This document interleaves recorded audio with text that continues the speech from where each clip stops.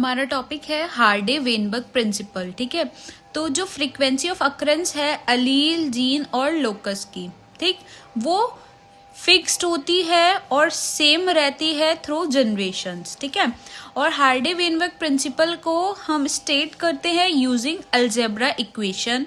ठीक है, जो फ्रीक्वेंसी होती है पॉपुलेशन की वो स्टेबल होती है और कांस्टेंट होती है जनरेशन टू जनरेशन।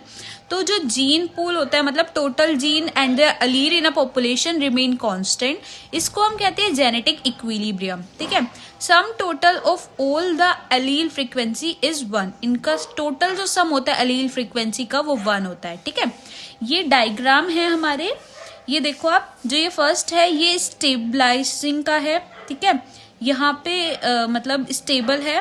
फिर ये जब वन डायरेक्शन में जा रही होती है पीक, इसको हम बोलते हैं डायरेक्शनल। फिर थर्ड, जब यहाँ पे 2 पीक्स बनी होती हैं तो इसको हम बोलते हैं डिसरप्टिव। ठीक है, फॉर एग्जाम्पल P और Q जो है ये फ्रीक्वेंसी है अलील A और अलील स्मॉल a की। ठीक है, तो फ्रीक्वेंसी ऑफ कैपिटल A वो है p², frequency of small a वो है q², और जो टोटल फ्रीक्वेंसी बनेगी वो आएगी p² plus q² plus 2p is equals to 1। ये बायनोमियल एक्सपेंशन होता है p प्लस q का होल स्क्वायर। ठीक है, फिर उसके बाद 5 फैक्टर्स हैं जो अफेक्ट करते हैं हार्डे वेनबर्ग प्रिंसिपल को।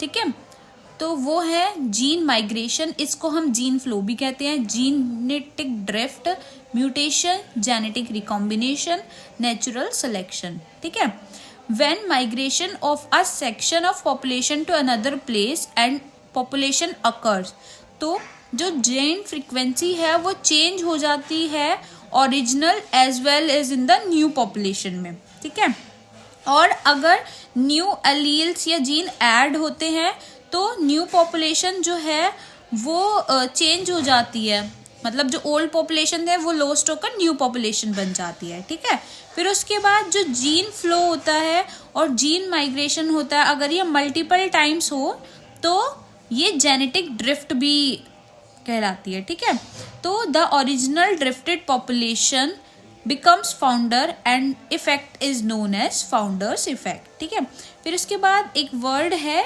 स्पेशलाइजेशन। तो जब म्यूटेशन होता है, ठीक है, न्यू फिनोटाइप बनते हैं ओवर जनरेशन, तो इसको कहते हैं हम स्पेशिएशन। ठीक है, नेचुरल सिलेक्शन जो है ये प्रोसेस होती है, ठीक है, बेटर सर्वाइवल के लिए। जो ज़्यादा रिप्रोड्यूस करेगा वो उतनी ज़्यादा अपनी प्रोजेनी छोड़ेगा, वो उतनी ज़्यादा नेचर के थ्रू सिलेक्टेड होगा। ठीक है, natural selection can lead to, ये मैंने आपको 3 बताए थे, एक तो स्टेबलाइजिंग, ठीक है, दूसरी है डिस्ट्रप्टिव जिसमें 2 पीक्स होते हैं, और एक होती है डायरेक्शनल। ठीक, फिर हमारा नेक्स्ट टॉपिक है a brief account of evolution. तो अबाउट 2000 मिलियन ईयर एगो जो फर्स्ट सेलुलर फॉर्म थी लाइफ की वो अपीयर हुई थी ऑन अर्थ। ठीक है, और जो नॉन सेलुलर एग्रीगेट्स हैं वो गियंट मैक्रोमोलिक्यूल्स इवॉल्व हुए थे सेल्स में। ठीक, फिर उसके बाद वो सेल्स जो हैं मतलब ऑक्सीजन वगैरह रिलीज करते थे, फिर उसके बाद वहाँ पे लाइफ फॉर्म वगैरह बननी स्टार्ट हुई थी। 500 मिलियन ईयर एगो इन्वर्टिब्रेट्स फॉर्म हुए थे, फिर जॉलेस फिश फॉर्म हुई थी अबाउट 350 मिलियन ईयर एगो। Seaweeds and few plants exist probably around 320 million year एगो।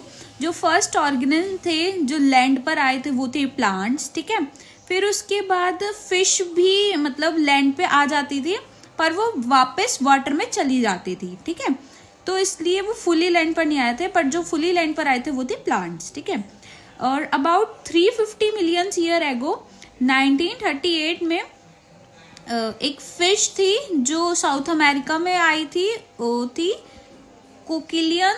ठीक है, वो एक्सटेंट हो गई थी, तो इनको हमने कहा था लोबफाइन्स। ये वोल्व हुए थे फर्स्ट एम्फीबियंस में, एम्फीबियंस जो बोथ लैंड और वाटर पर रहते हैं। ठीक है, तो उसके बाद ये एंसेस्टर्स थे जो आज के डेज में फ्रॉग्स और सैलमेंडर्स होते हैं। सैलमेंडर्स मतलब गिरगिट। ठीक है, तो फिर एम्फीबियंस जो है वो इवॉल्व हुए थे रेप्टाइल्स में, They lay thick shelled eggs which do not dry up in the sun unlike those of amphibians. ठीक है, तो जैसे amphibians के जो egg है वो dry हो जाते हैं पर इनके नहीं होते थे. फिर उसके बाद टर्टल्स, टर्टोइज और क्रोकोडाइल्स आए. ठीक है, in the next 200 million year एगो फिर रेप्टाइल्स आए डिफरेंट शेप और साइज के अर्थ पर. ठीक है, फिर उसके बाद गियंट फर्न्स जो टेरिडोफाइट्स थे वो आए. ठीक है, वो डिपॉजिट करते थे कॉल को. फिर उसके बाद लैंड रेप्टाइल्स आए जो कि वापस पानी में चले जाते थे. वो इवॉल्व हुए इनटू फिशेस लाइक रेप्टाइल्स. ठीक है, probably around 200 million year ago. Example इक्थोयूनर्स. ठीक है, फिर उसके बाद लैंड रेप्टाइल्स आए जो कि थे डायनासोर्स. बिगेस्ट जो था उनमें उसका नेम था टायरेनोसोरस रेक्स. 20 फीट हाइट में था ये. ठीक है, और huge fearsome dagger like teeth थे इसके.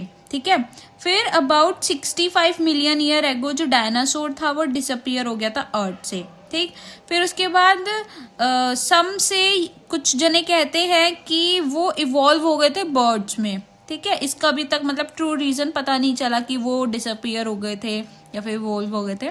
ठीक है, और फिर उसके बाद जो first mammal were like shows. ठीक है, फर्स्ट मैमल जो थे वो शोज लाइक थे.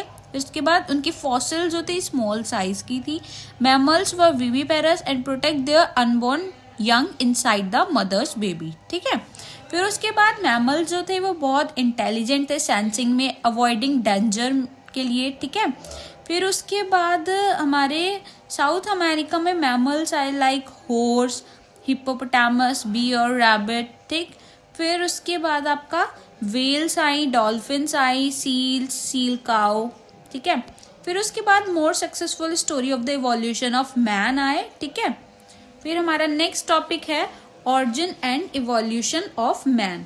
तो about 15 million year ago primate जो थे उनको हमने कहते थे ड्रिप्टोफिटस या फिर रामापिथिकस. ठीक है, तो वो आए थे और उनके पर हेयर्स थे और वो वॉक करते थे लाइक गोरिल्ला और चिंपैंजी. ठीक है, तो जो रामापिथिकस थे वो मैन लाइक थे और जो ड्रायोपिथिकस थे वो एप लाइक थे. एप मतलब मंकी लाइक. ठीक है, फिर उसके बाद मैन लाइक बोन्स डिस्कवर हुई इथियोपिया एंड टेनिजेरा में. ठीक, फिर उसके बाद आपका 3 to 4 मिलियन ईयर एगो मैन लाइक प्राइमेट्स आए थे इन ईस्टर्न अफ्रीका और वो प्रोबेबली 4 फीट से कम की हाइट के थे. ठीक है, फिर उसके बाद 2 मिलियन ईयर एगो ऑस्ट्रेलोपिथिकन्स आए थे ईस्ट अफ्रीका में. ठीक है, वो स्टोन वेपन्स का यूज करते थे, फ्रूट ईट करते थे. ठीक है, फिर उसके बाद फर्स्ट ह्यूमन लाइक बींग्स आए थे, उनको हमने कहा था होमो हैबिलिस. ठीक है, उनकी जो ब्रेन कैपेसिटी थी वो थी 650 to 800 cc और वो मीट ईट नहीं करते थे. ठीक है, वो जावा में डिस्कवर हुए थे. फिर उसके बाद फॉसिल्स 1891 में, उनको हमने कहा था होमो इरेक्टस 1.5 मिलियन ईयर एगो. ठीक है, फिर जो होमो इरेक्टस थे इनकी जो ब्रेन कैपेसिटी थी वो थी 900 cc. ठीक है, होमो इरेक्टस मीट ईट करते थे. फिर उसके बाद हमारे आए थे निरंदरथल मैन्स, इनकी जो ब्रेन साइज था वो था 400 cc. ये ईस्ट और सेंट्रल एशिया में रहते थे between 1 lakh to 4,000 year back. ठीक है, फिर उसके बाद ये प्रोटेक्ट करते थे अपनी बॉडी को विद ब्यूरीड देयर डैड्स. ठीक है, फिर उसके बाद होमो हैबिलिस आए थे अफ्रीका में. फिर उनकी जो एज थी वो थी 75,000 to 10,000 के बीच में. ठीक है, और इनकी जो ब्रेन कैपेसिटी थी वो थी 1415 cc. I hope you all like the session. Like, comment, share the video, subscribe my YouTube channel, press on the bell icon so you cannot miss any video. And if you have any doubt, let me know in the comment section. Thank you. Bye bye. See you soon.